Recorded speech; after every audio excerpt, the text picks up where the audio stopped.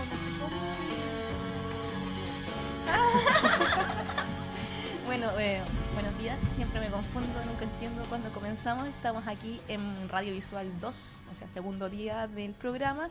Esta vez con puras invitadas, con Carolina Andretti, de TAP, Alessandra Buroto, de Anilla Cultural, y Juliana Gontijo, que estuvo con charla con nosotros ayer.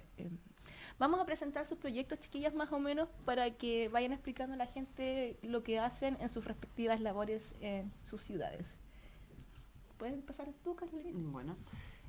Bueno, yo trabajo en Buenos Aires, formo con Azucena Lozana el taller de proyectores precarios, que desde el 2012 realizamos talleres para jóvenes, adultos, docentes, niños, donde investigamos prototipos de dispositivos de proyección analógico, eh, llevándolos a materiales actuales, como desandando el sistema óptico y de proyección, y tratando de comprender cómo podemos hoy reutilizar esa tecnología con materiales accesibles.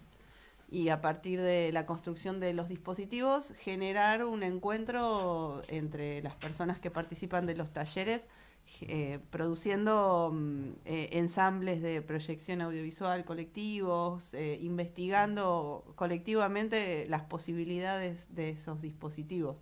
Como que no solamente los talleres queden en la pura construcción, sino que se generen encuentros y vínculos entre los que participan. Y de hecho eso fue generando distintos grupos que en Buenos Aires se empiezan a vincular con músicos, con gente de la escena teatral o de la performance, como que el uso de la proyección se empieza a incorporar a distintos ambientes o ámbitos, y eso es lo que también nos parece como el crecimiento del taller, ¿no?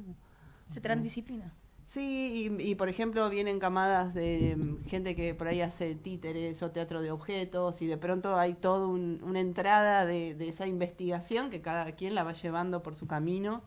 Y bueno, y reaparecen, y sobre todo es como eh, poder como deconstruir ese sistema muy digamos, simple de proyección, y poder explotarlo y expandirlo, ¿no? Como una manera de que se incorpore a distintas modalidades, ¿no? Uh-huh. Alessandra. Bueno, yo también vengo de un espacio, de una ciudad que es Santiago, en el caso nuestro de la Anilla, del Museo de Arte Contemporáneo de la Universidad de Chile. En este museo, hace algunos años, 7 años ya, se asumió un proyecto en ese entonces, que era la invitación a formar parte de una red latinoamericana, con algunos lugares en Europa, principalmente en Cataluña, para formar esta red de Anilla Cultural Latinoamérica-Europa, se llamó en ese minuto. La hemos llamado finalmente La Anilla, y en femenino La Anilla, porque bueno, el espíritu ha sido generar procesos muy diversos de intercambio de programación, de intercambio de experiencias, de intercambio de escenas artísticas. Y durante todo este tiempo, cada uno de estos nodos, que son instituciones normalmente, aunque hay otras mezclas un poco distintas, como en el caso de Uruguay, que no es una institución, sino más bien una red de profesores, que lidera una profesora en particular. Entonces hemos estado trabajando en distintas líneas, juntándonos muy regularmente todos estos años, utilizando las TIC en general como herramienta de conexión, evidentemente, pero también como un sector del cual hay que hacerse cargo en términos de su impacto, de los problemas que implica. Uh-huh.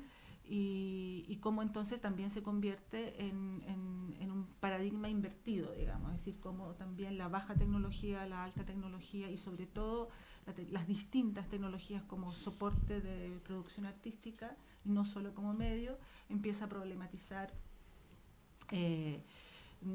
las distintas escenas locales y las instituciones. Yo creo que es una cuestión interesante lo que este tipo de iniciativas sostiene, porque no es una red por membresía que tú te inscribes y de repente te llega un boletín, es una red de trabajo constante.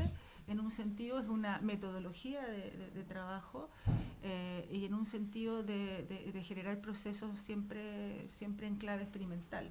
Y eso modifica, altera y tensiona las instituciones, y eso está re bueno, porque a lo largo de los 7 años hemos ido viendo cómo estas distintas instituciones muy diversas, hay museos, hay centros culturales abiertos, mixtos, como el Centro de Cultura Contemporánea de Barcelona, por ejemplo, pero también estaba en su minuto el Museo de Antioquia, estaba el Centro Cultural de Sao Paulo, con toda su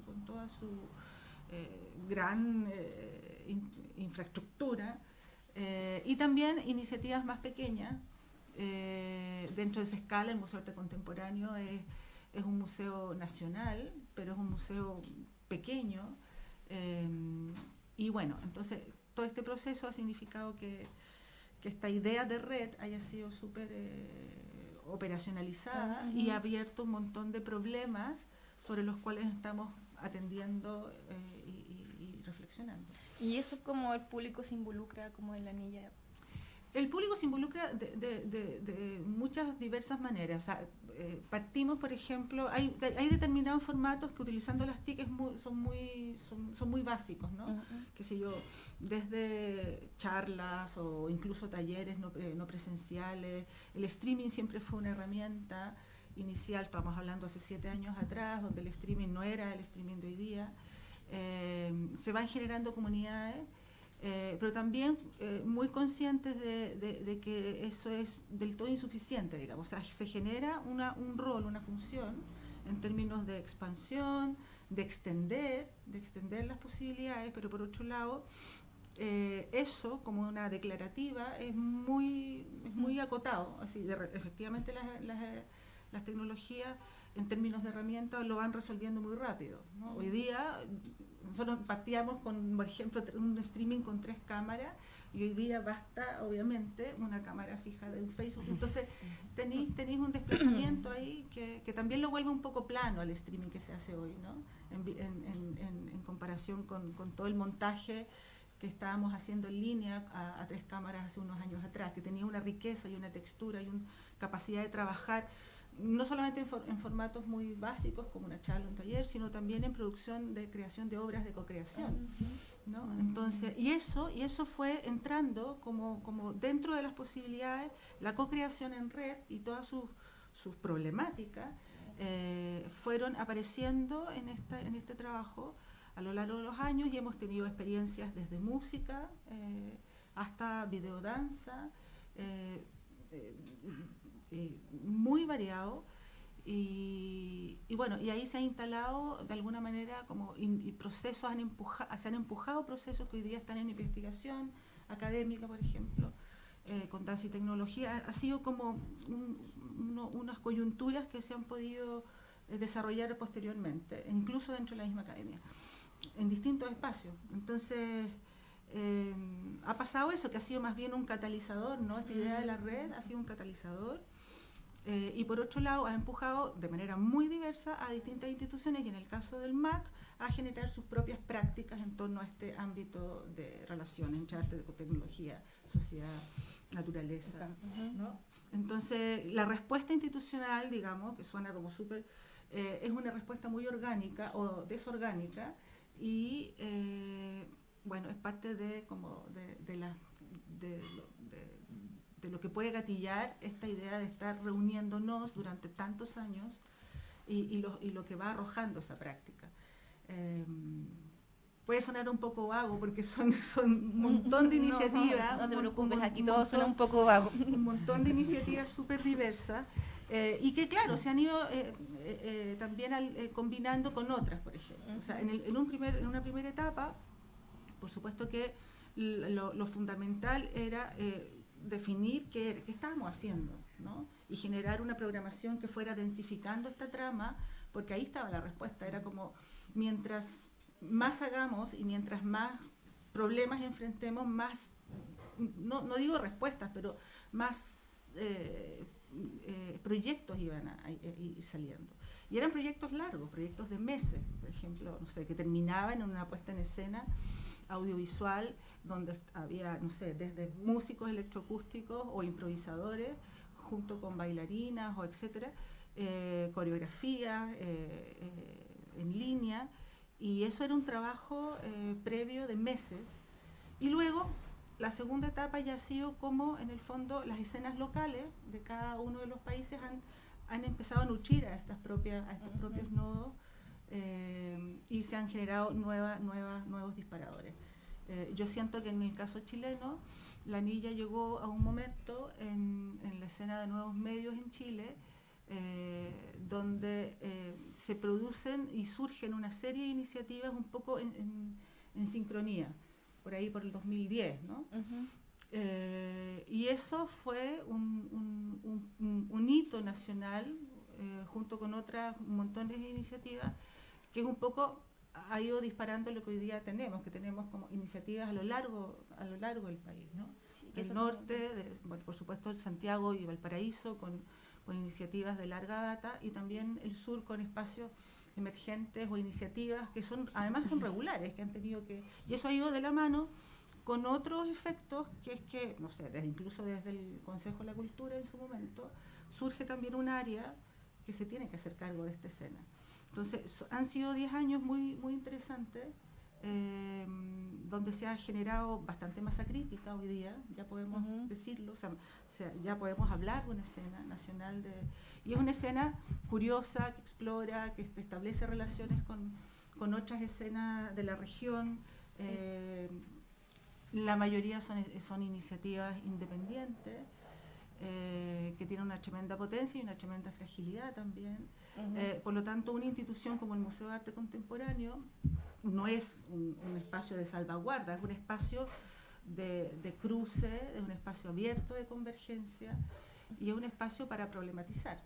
Entonces, es también la ruptura, y me acordaba mucho, y le comentaba a Juliana hoy día que voy a tener que cambiar algo de la presentación, estaba buscando una imagen, porque en verdad lo que ocurre con este tipo de iniciativas en instituciones como un museo, pero es un museo universitario, no es un museo cerrado, no es un sistema cerrado, es un museo que tiene una dinámica muy particular.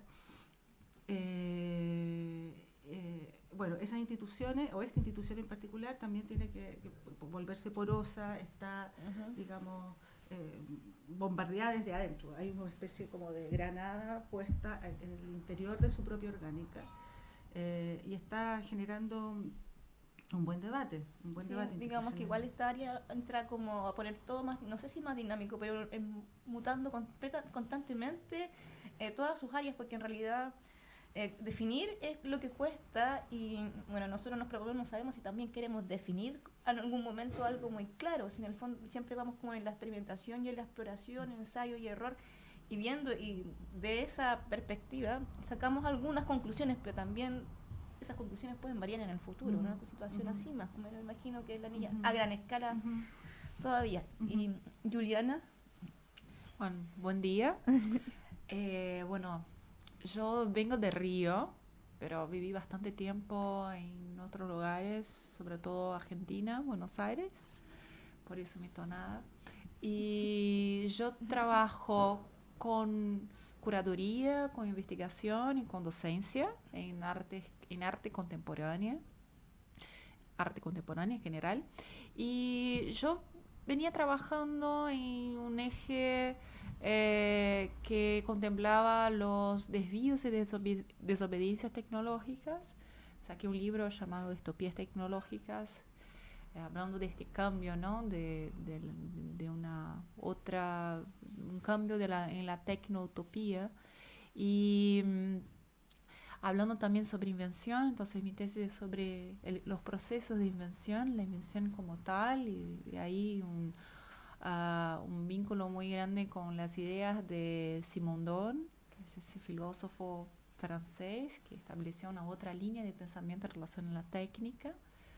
Y poco a poco fui acercándome a una propuesta decolonial del pensamiento, ¿no? De pensar cómo cómo la tecnología podría, digamos, contribuir en ese proceso de decolonización de nuestras epistemis, ¿no? De nuestras formas de pensar y también de nuestras formas de accionar con el cuerpo. Entonces, en esta línea que me estoy dirigiendo, y sobre eso fue la charla de ayer. Y además yo trabajo con curaduría en general, y no solo lo que involucra la tecnología, pero bueno, normalmente mezclando todos los tipos de manifestaciones artísticas. Hice la última curaduría se llamó Duralex et Lex, fue el año pasado en Argentina, y fue sobre arte y criminología. Entonces, cómo el arte puede ser como un paraguas para cuestionarse estas arbitrariedades legales, que también es eso, ¿no? Como lo que entendemos como normal, lo que entendemos como legal, es una construcción también, ¿no? Y hay gente que establece lo que se puede y lo que no se puede. Entonces, todo tiene que ver con esas desobediencias, ¿no? Hice también una otra curaduría que era sobre desobediencias económicas, propuestas de artistas que venían a no sé, propor otros niveles de intercambio, también propone obras con monedas, con criptomonedas, ¿no? Entonces vengo ahí en esa investigación, creo que de cierta manera tiene que ver siempre con una postura más desobediente y cuestionadora de los establishment, de las condiciones normativas a las cuales estamos ahí presos muchas veces. Bueno, yo creo que vamos a ir a un corte musical y ya de plano en el segundo bloque vamos a conversar sobre esta idea de qué es tecnología en Latinoamérica y vamos a intercursar ideas.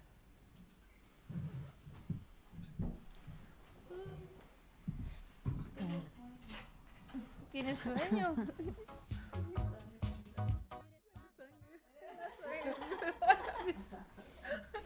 Bueno, aquí hemos vuelto, sí, estamos listos al segundo bloque. Estamos con aquí las niñas un poco muertas de frío. Concepción está nublado y hace frío. Estábamos conversando sobre distopías tecnológicas, uso de tecnología, digamos, ya antigua como las cámaras Super 8, que en realidad todavía el arte se encarga un poco de como hacer una cosa más transversal con el tema de las tecnologías, digamos, no siempre de punta, sino que también como que reedita temas como el Super 8 o la cámara análoga, que en el fondo uno pensaba que ya está muerta, pero en realidad siempre lo trae al presente, por así decirlo. ¿Cómo lo ven ustedes que trabajan ya directamente en la escena artística?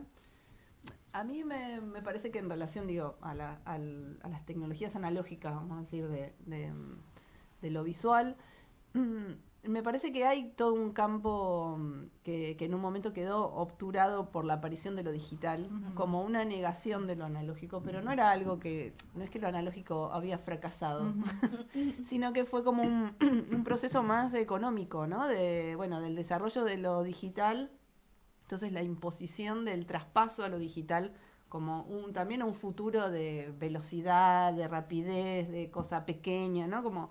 Pero lo cierto es que hubo todo un pasaje de lo analógico a lo digital que fue, como por lo menos en Argentina, como justo nos tocó la década del 90 y estaba la fantasía de lo digital, pero no lo podíamos comprar. Entonces hubo como un pantano entre lo digital y lo analógico que tampoco fue como feliz. Entonces creo que ese pasaje hizo como un abandono y como una especie como de negación de lo analógico como algo fracasado.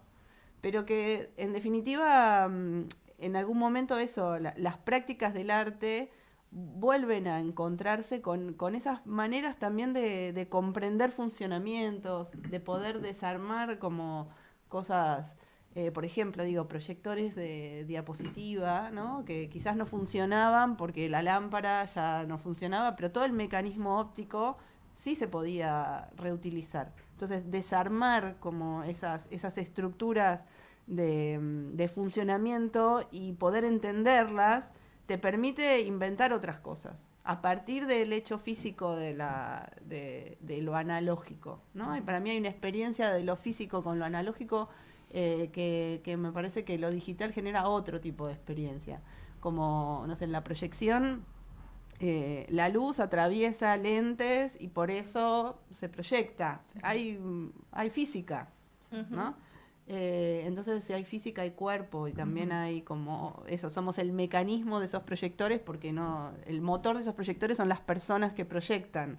Entonces hay como algo de también incorporarlo a una experiencia. Una extensión. Claro, como esa idea de prótesis, nosotros muchas veces en el taller hablamos de eso, bueno, nos convertimos en esa parte de esa máquina que si no estamos no se activa, ¿no? Entonces, no sé, creo que en las prácticas del arte esa tecnología que parecía como fuera de uso u obsoleta recobra como otro lugar, donde ya no es comercial, donde ya no hay como parámetros industriales o de comercialización a nivel industrial, donde no podés generar estándar no podés hacer un proyector igual al otro porque no te salen, porque no ocurre, y eso genera otras formas también. Yo creo también que hay una búsqueda por una otra estética de la imagen, ¿no? En esa dictadura del HD, de la alta definición, muy asociada a la publicidad, a la televisión, a las películas de gran presupuesto, ¿no? Que es eso que incluso Aaron Farocki habla de la suprarrealidad o algo así, ¿no? De una imagen que es más real que lo real, porque uno no ve de esta manera fuera de la pantalla. Es el otro hiperrealismo. El otro hiperrealismo, ¿no? Entonces creo que hay y ahí me acuerdo de Dirceu Maoes, que es ese artista del norte de Brasil, que trabaja con esas tecnologías antiguas de la fotografía, que habla de esa necesidad de incorporar ruidos otra vez, ¿no? Y cómo el ruido ahí funciona como una especie de, no sé, quizás de rasgo de subjetivación, ¿no? O de poética, o de dar espacio a lo que uno no puede controlar. Entonces de repente en un proceso analógico de fotografía el focus no sale tan bien, tenemos una parte sin foco, una parte más oscura, pero es algo que trae una otra poética visual al trabajo, ¿no? Y no tenemos todo ese control que las supercámaras HD con todo el procesamiento posterior de la imagen también, ¿no? Que no es solo la captura, el procesamiento posterior nos permite. Es como una idea de control más o menos de la realidad en cierta forma, la dictadura del HD, como dices tú. Bueno, yo creo que tiene que ver también con el uso, con la mercantilización, o sea, la esencia mercantil de la tecnología puesta ahí como efectivamente como un dispositivo de control y de consumo. O sea, en la medida que, obviamente, en la medida en que los mercados mutan, y hoy día a una velocidad inusitada, digamos, las tecnologías van teniendo una obsolescencia a una rapidez que, entonces, ¿cuál es el lugar del arte respecto de eso? Porque no es efectivamente seguir una línea derecha, ¿no?, que está dictada por una industria que ni siquiera vemos, pero que está absolutamente instalada en nuestras vidas, domésticamente, y por lo tanto te deja en una relación con la tecnología que es como más bien de prêt-à-porter, o sea, es como llegar y llevar, es muy poco reflexiva, tal vez hasta muy hedonista. Súper hedonista. Y es una relación muy... digamos, de desecho, ¿no? No hay reflexión ahí. Y el arte, y yo creo que no solo el arte, pero sí que el arte de manera, digamos, autoimpuesta, tiene que ver con hacerse cargo de estos desechos humanos, digamos, sociales, tecnológicos, y volver a trabajar con ellos. Y es el lugar, yo creo, insisto, es el lugar de la pregunta y es el lugar de la alteración de la posibilidad de alterar estos mercados. No sé si de transformar los mercados y cambiar los sistemas económicos, etcétera, pero sí de señalar y de generar otros productos, ¿no? Un poco en la clave incluso de un poco... Una alternativa. No sé si una alternativa, pero sí que estás ahí poniendo una otra distopía a propósito y está ahí alterando y señalando algo que es muy difícil que ocurra en otro espacio, tal vez en la infancia, tal vez en la niñez, tal vez cuando uno empieza a nombrar, cuando ingresa el lenguaje, es un otro momento existencial donde tú estás un poco en eso, configurando mundo, ¿no? Pero esa cuestión económica que decís también nos toma por otro lado, intentando problematizar la cosa, porque le estamos hablando acá en el intervalo sobre las películas Super 8 y que Kodak volvió a sacar la película Super 8, pero en blanco y negro. En blanco y negro, pero que implica un costo, no es barato. Claro. ¿No? Entonces ahí vemos también, digo, porque estaba hablando de la estética de la imagen, y ahí vemos, creo que ahora no está tan más de moda, pero hace unos 2 años todos los filtros de Instagram y de esas aplicaciones imitaban procesos analógicos, ¿no?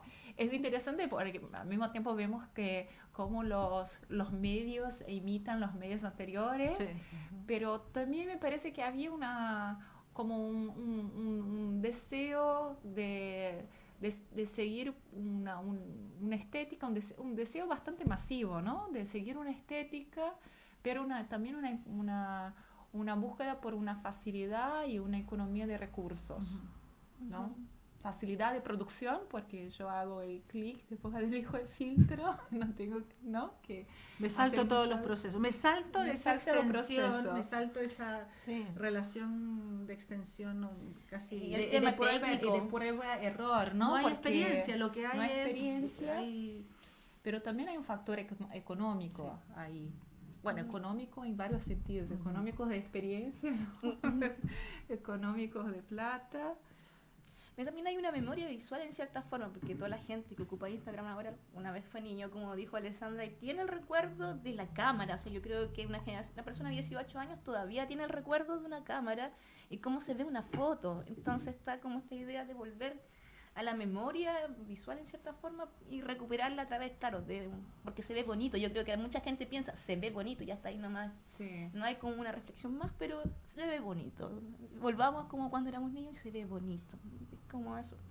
A mí lo que me gusta también es ese tema de cómo el artista en cierta forma se vuelve técnico también al tratar de recuperar estas tecnologías y abandona un poco el proceso académico, porque una de las cosas que también nos gustaría hablar durante este encuentro es el tema de si hay o no como el proceso técnico y el proceso teórico. Si en Latinoamérica hay un proceso teórico, porque en realidad todas nuestras teorías las importamos de cierta forma de Europa, no sé si de Estados Unidos, pero de Europa. No hay como una suerte de todavía, como tú decías tú, de colonialismo, incluso teórico.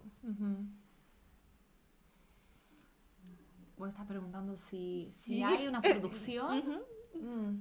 A todas.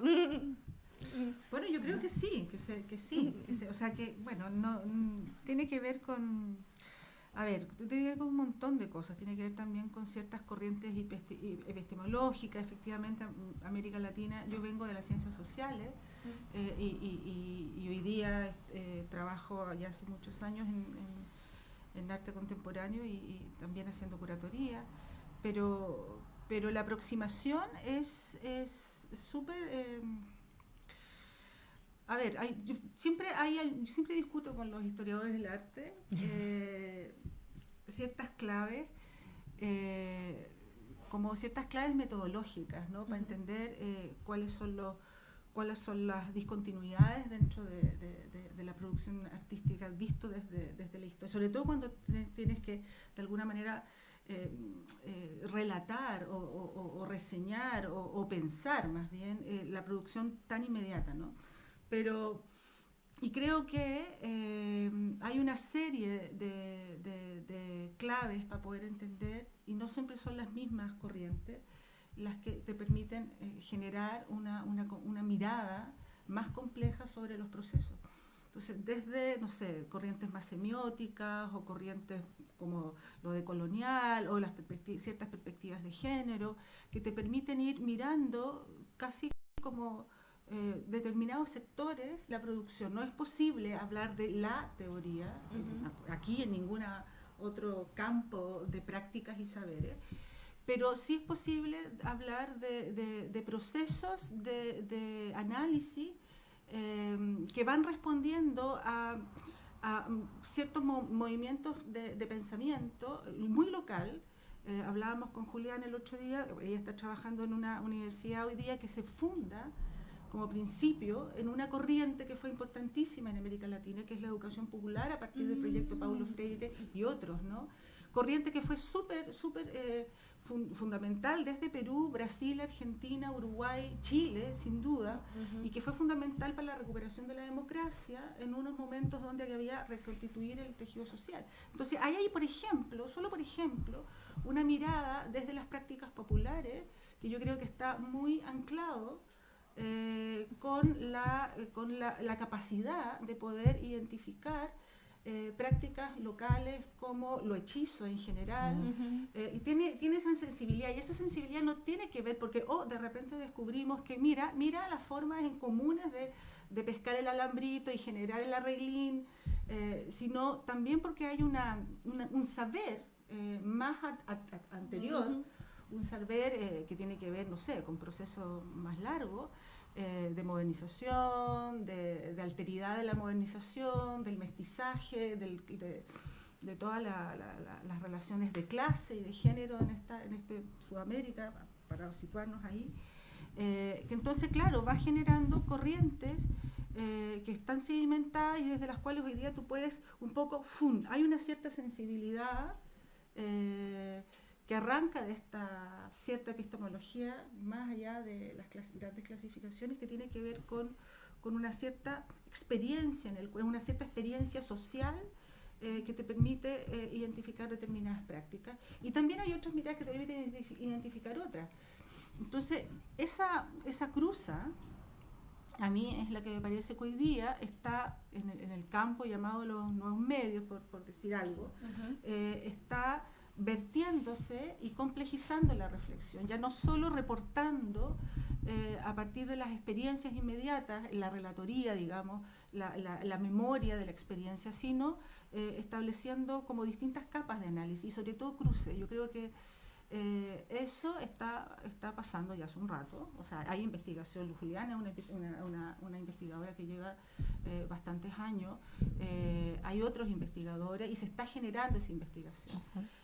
No sé si el lugar de esa investigación es solo la academia. Creo que la academia es el terreno donde en primer lugar te tienes que volcar a la investigación, pero no es el único lugar y tiene sus peligros, digamos, de autarquía y etc. A mí me parece que la academia llega muy tarde, ¿no?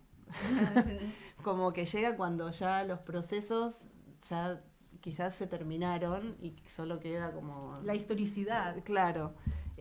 Y me parece que, por lo menos hablo de lo que por ahí conozco, que es Buenos Aires, no la Argentina, no voy a decir Argentina, pero me parece que en Buenos Aires ocurren un montón de escenas, de prácticas tecnológicas muy variadas, que ocurren no en instituciones, sino que en todo un circuito under, en donde los investigadores no suelen ir.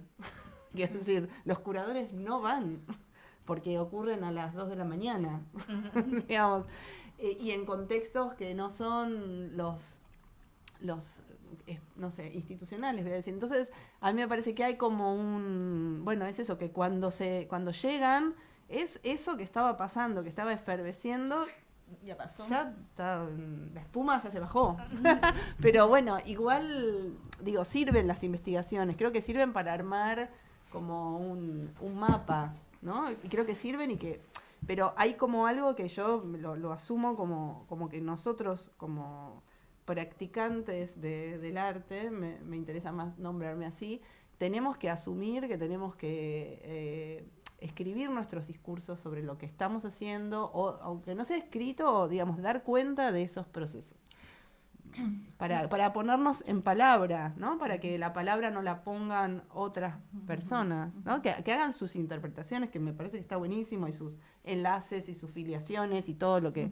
Pero como si realmente queremos decolonizarnos, tenemos que empezar a pensar por nuestras propias categorías, ¿no? Claro, yo creo que estoy de acuerdo, ¿no? Con ustedes dos. Creo que falta muchas veces en la academia una mayor porosidad, ¿no? Una capacidad, porque, bueno, la institución universidad es una institución que tiene sus raíces en el occidente. Si podemos pensar en la palabra universidad, ¿no? Esa idea del saber universal que va a ser transmitido.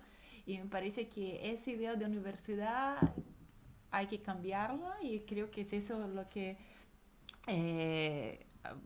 hablábamos sobre la universidad donde estoy yo, que es un intento de repensar la universidad, ¿no? Como un lugar donde se dictan saberes constituidos, pero donde también se recibe o se acoge otros tipos de saberes.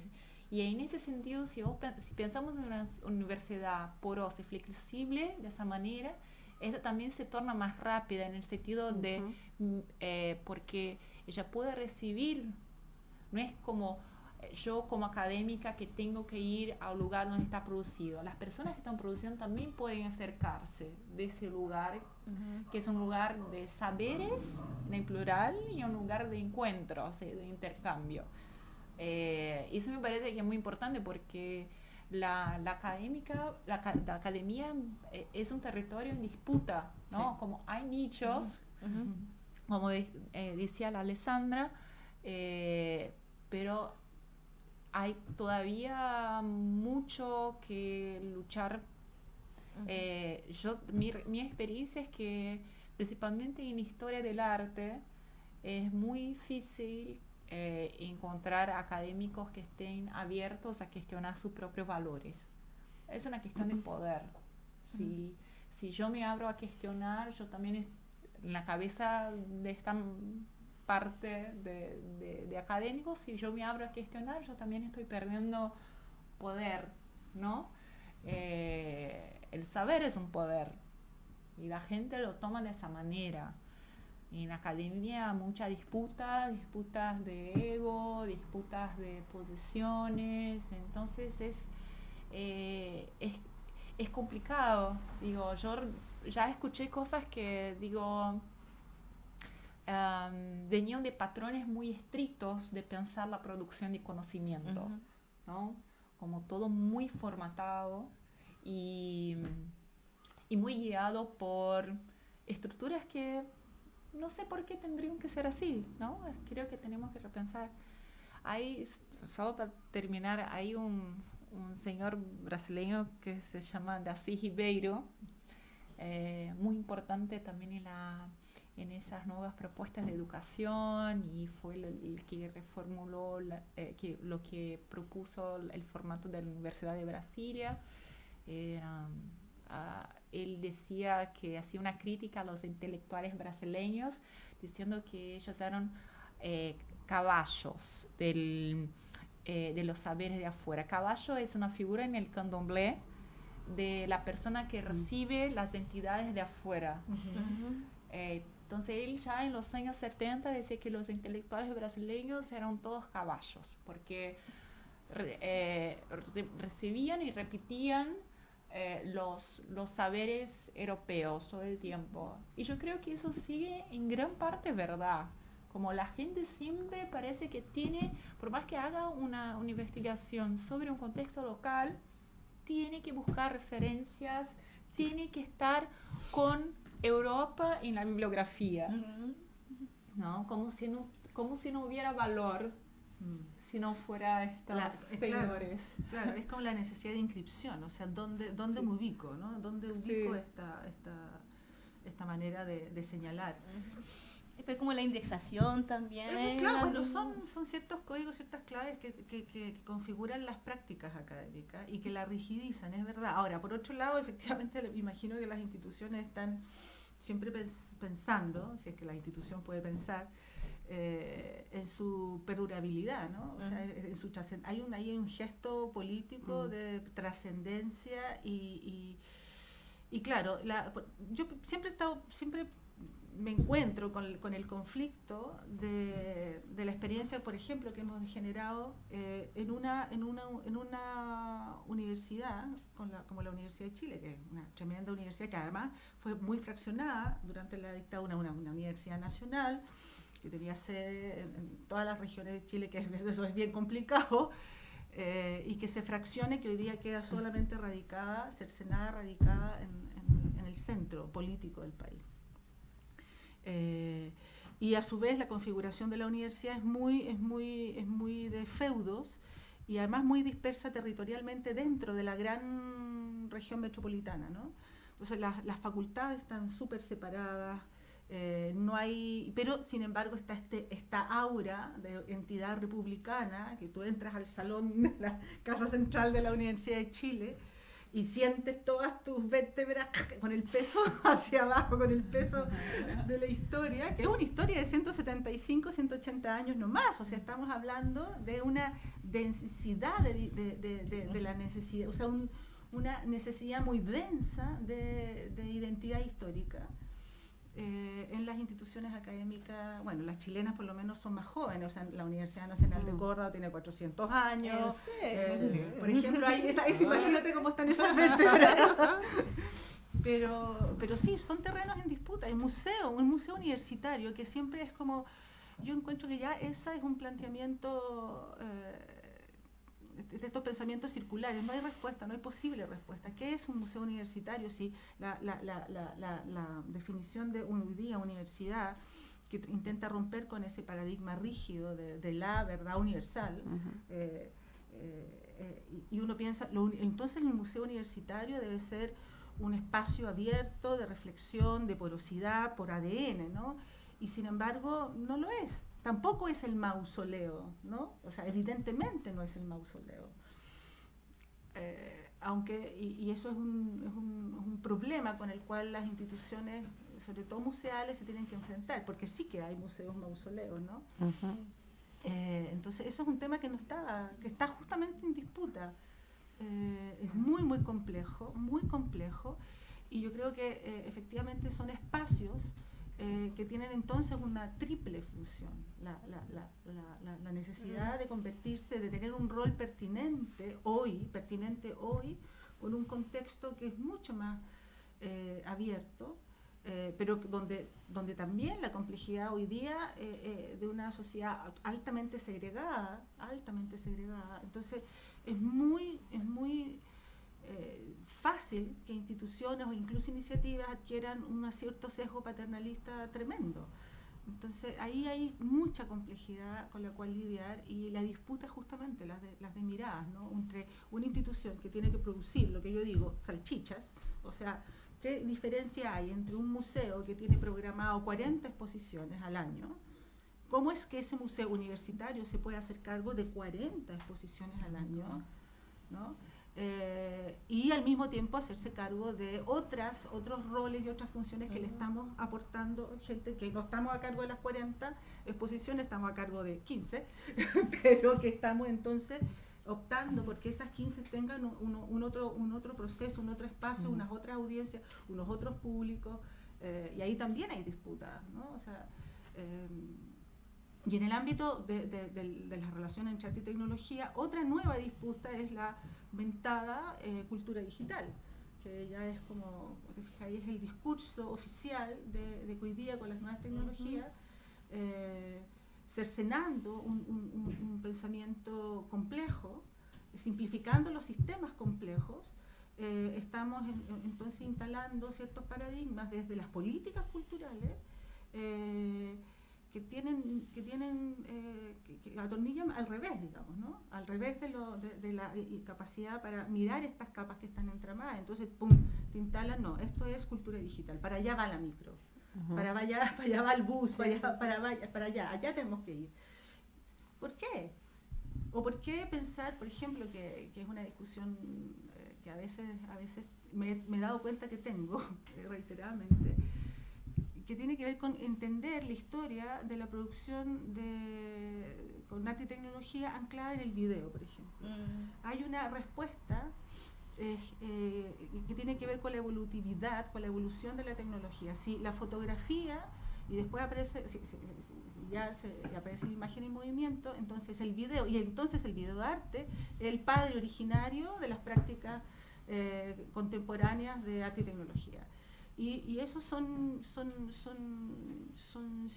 tremendas simplificaciones, tremendísimas simplificaciones. ¿Qué tiene que ver eso con prácticas de registro sonoro, paisaje u otros géneros que están? ¿Qué tiene que ver eso con lo performático, con el cuerpo?